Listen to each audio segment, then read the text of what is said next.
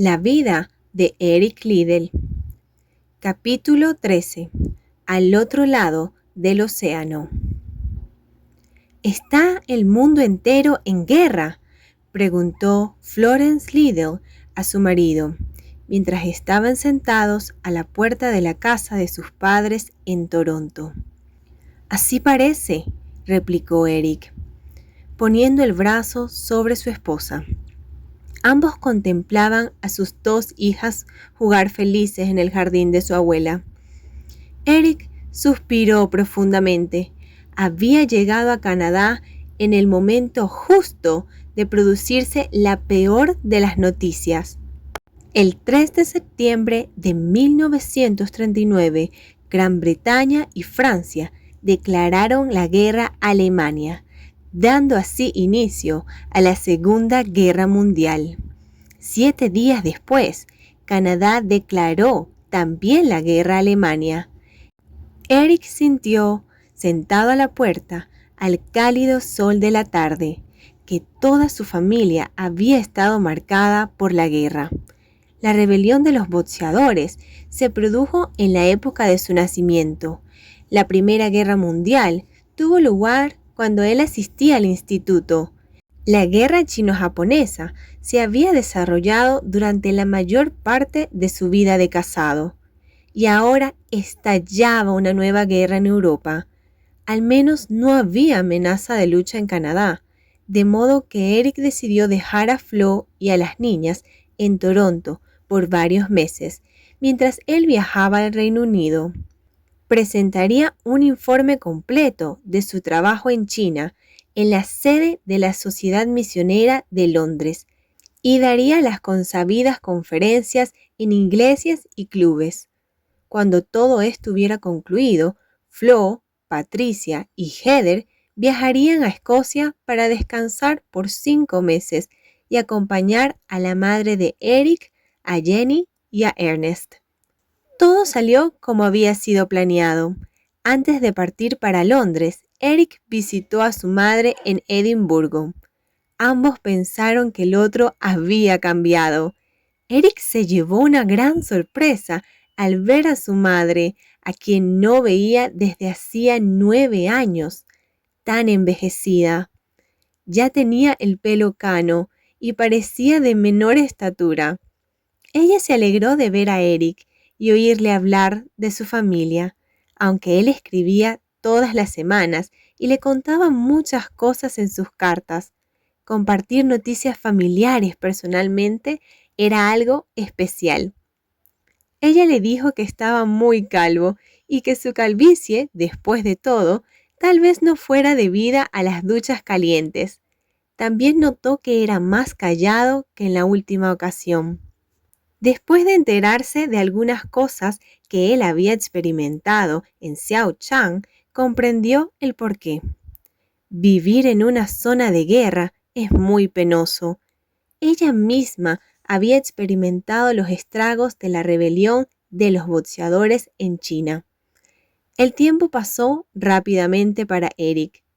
Era tan popular como siempre, pero la gente que se congregaba para oír sus mensajes en su gira por Escocia, Inglaterra y Gales se comportaba de manera diferente a como lo hacían 9 años atrás. Le escuchaban atentamente comentar sus experiencias de la guerra. Le preguntaban qué era vivir bajo ocupación y cómo le había tratado el enemigo. Eric respondía a aquellas preguntas lo mejor que podía, notando que buscaban respuestas para su futuro. Nadie estaba seguro de lo que haría Adolfo Hitler, el Führer de la Alemania nazi. Sus tropas ya habían invadido y ocupado una buena parte de Europa y los británicos se preguntaban si el suyo sería el siguiente país ocupado. En marzo de 1940, Florence y las niñas se reunieron con Eric. Pasaron 5 meses maravillosos en Escocia. La abuela Liddell pudo por fin conocer a sus 2 nietas. Le encantaba leerle historias y mimarlas. También la tía Jenny llevaba a sus sobrinas a comprar tela para hacerle los vestidos que llevarían de regreso a China. La familia asistió a la boda de Elsa McKennie. Fue un día maravilloso, lleno de recuerdos para Eric. La colegiala que fundara el club oficial de hinchas de Eric Liddell ya era una mujer casada. Finalmente llegó el momento de partir para China. Fue la despedida más difícil para Eric. Su madre iba envejeciendo y él tenía el extraño presentimiento de que no la volvería a ver. Las niñas también agradecían las atenciones recibidas de su familia y nadie sabía a qué país regresarían la próxima vez. Los Liddells decidieron cruzar el Atlántico hasta Nueva Escocia, Canadá y después tomar el tren hasta Toronto para despedirse de los padres de Flo. Desde allí continuarían por tren hasta las costas occidentales del Océano Pacífico, en donde volverían a embarcarse hasta China. Tan solo había un problema. Gran Bretaña estaba ahora en guerra con Alemania y ningún buque que cruzara el Atlántico estaba seguro. Los submarinos alemanes o barcos U, como se les llamaban, tenían orden de hundir cualquier buque que navegara con la bandera británica. No importaba que fuera buque de la Armada o nave navegante privada. Los barcos U habían ya hundido muchos barcos británicos. Dado que cruzar el Atlántico por barco era una travesía muy arriesgada, se adoptaron dos medidas de seguridad muy estrictas. En primer lugar, todos los barcos navegarían en convoyes o agrupados. Al hacerlo así, las naves se ayudaban a mantener en vigilia frente a los barcos U y acudían al rescate de los sobrevivientes de cualquier barco que tuviera la desgracia de ser torpeado. En segundo lugar, todos los convoyes eran escoltados por la Marina Real hasta alejarse 2 días de navegación de las costas británicas. Los barcos U no estaban equipados para viajes largos, por lo que la mayoría de las veces permanecían a 2 días de la costa. Los Liddells viajaron a Liverpool y se embarcaron en un barco pequeño rumbo a la otra orilla del Atlántico. A bordo iban 300 pasajeros y la tripulación. Eric escrutó el barco detenidamente mientras subía por la escalera. Parecía capaz de hacer una travesía larga y tal vez, al ser tan pequeño, resultaría más difícil de alcanzar por un torpedo desde un barco U. El convoy estaba formado por 50 barcos. Fue necesaria cierta coordinación para formar una flotilla. Esta presentaba una disposición de 5 líneas de 10 barcos cada una. El de los Liddells iba cerca de la cola de la línea central. Siguiendo esta formación, los barcos navegaron por el mar de Irlanda, bordeando sus costas hasta el Atlántico. La escolta de la Marina Real les acompañaba por los dos costados.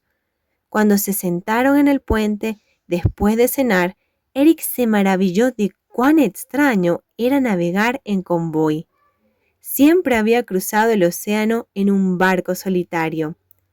En varias ocasiones había finalizado el viaje sin divisar un solo barco, pero ahora iba rodeado de muchos otros barcos.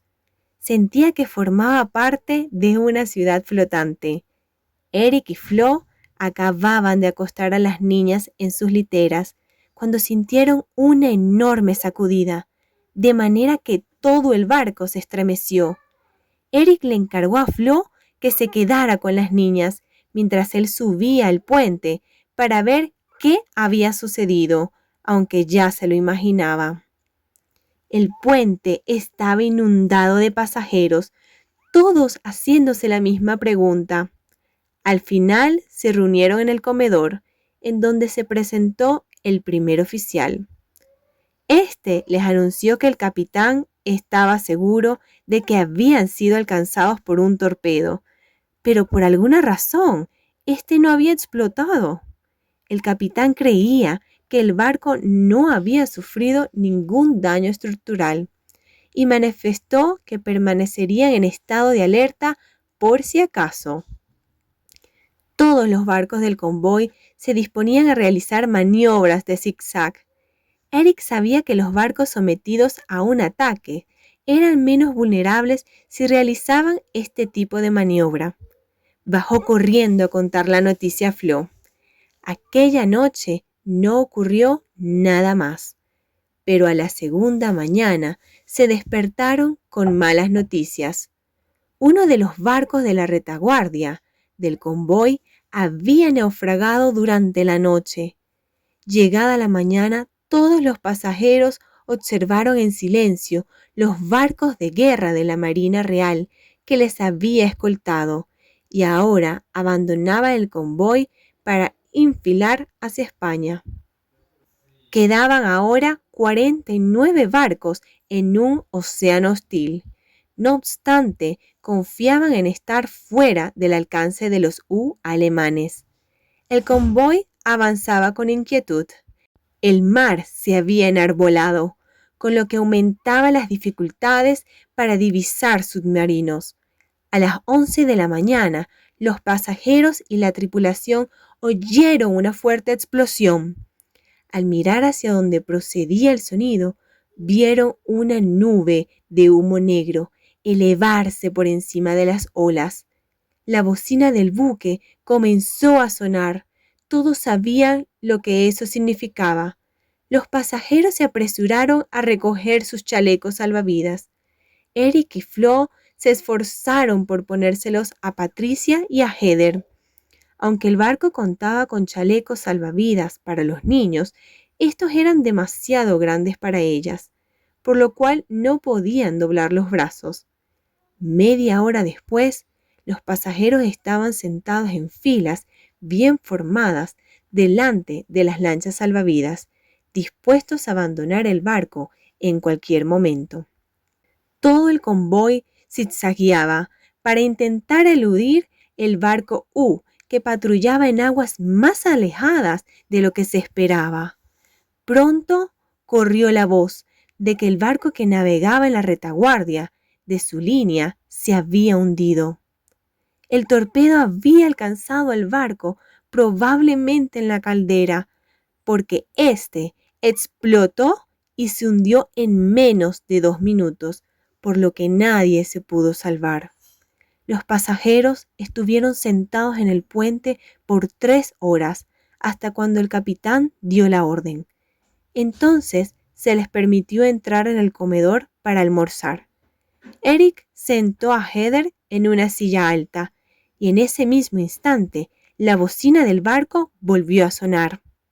Alguien gritó que el oficial de radio había recibido el mensaje de que otro barco había sido alcanzado por un torpedo, y todos volvieron apresuradamente a sus lanchas.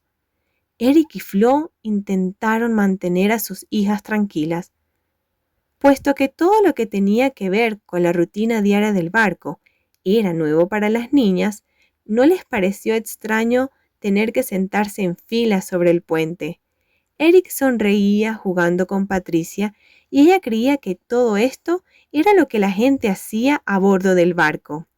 En ese momento, le pareció a Eric que los barcos corrían más peligro navegando agrupados que si cruzaran individualmente el océano.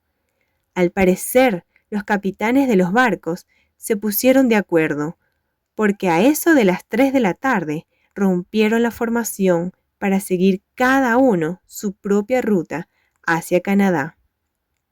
La familia Liddell y los demás pasajeros vieron alejarse los barcos que les habían rodeado a babor y estribor por 2 días y medio.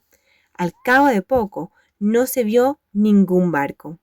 Todos seguían sentados en el puente a las 6 de la tarde. Entonces llegó otro mensaje por radio. El barco que había navegado paralelo a babor, había sido torpedeado y se estaba hundiendo. Flo apretó la mano de Eric cuando se enteró de la noticia. Ellos sabían perfectamente que podía haber sido su barco. 10 minutos después recibieron el mismo mensaje, pero el blanco había sido otro barco. Eric dudaba si él y su familia morirían todos en el mar. El barco navegó hora tras hora a alta velocidad. El capitán esperaba haber escapado del último submarino alemán, pero no estaba seguro. Aquella noche se ordenó que los pasajeros durmieran en el puente, vestidos y con los chalecos salvavidas puestos. Se les permitió que por algunos minutos bajaran a recoger las mantas y las almohadas de sus camarotes. Fue una noche muy larga. La mar seguía embravecida y el barco daba bandazos de un costado a otro, procurando trazar una línea zigzagueante. A la mañana siguiente, la mar estaba más tranquila y todos se sintieron un poco más seguros. El barco se hallaba lejos del alcance de los submarinos alemanes. Solo un submarino de largo alcance podría ahora torpedearlos, pero esos barcos no se aventuraban tan lejos por el Atlántico Norte. 3 días después, los canadienses celebrarían el Día de Acción de Gracias. Aquella mañana, el capitán pidió a Eric que dirigiera un culto religioso. Todos los que iban a bordo tenían sobrados motivos para estar agradecidos con Dios. El barco seguía a flote y no lejos ya de su destino. Esa misma mañana, Patricia y Heather se despertaron con puntitos rojos en su rostro. Tenían sarampión. Esto representaba más complicaciones para los líderes, ya que los extranjeros que llegaban enfermos a Canadá tenían que guardar cuarentena. Cuando por fin el barco atracó en Nueva Escocia, la familia tuvo que ingresar en el centro de la Cruz Roja en vez de viajar a casa de los padres de Flo. Como no había camas en el centro, una vez más todos durmieron sin quitarse la ropa. A la mañana siguiente, se permitió a la familia salir y viajar a Toronto. Los Liddles hicieron una visita muy corta a los padres de Flo. Les hubiera gustado quedarse por más tiempo, pero debían estar de vuelta en China a finales de octubre. El señor y la señora Mackenzie no intentaron disuadir a su hija y a su yerno de volver a China, pero les preocupaba mucho su seguridad por las noticias que recibían de amigos misioneros que aún vivían allí. China se estaba convirtiendo en un lugar cada día más peligroso.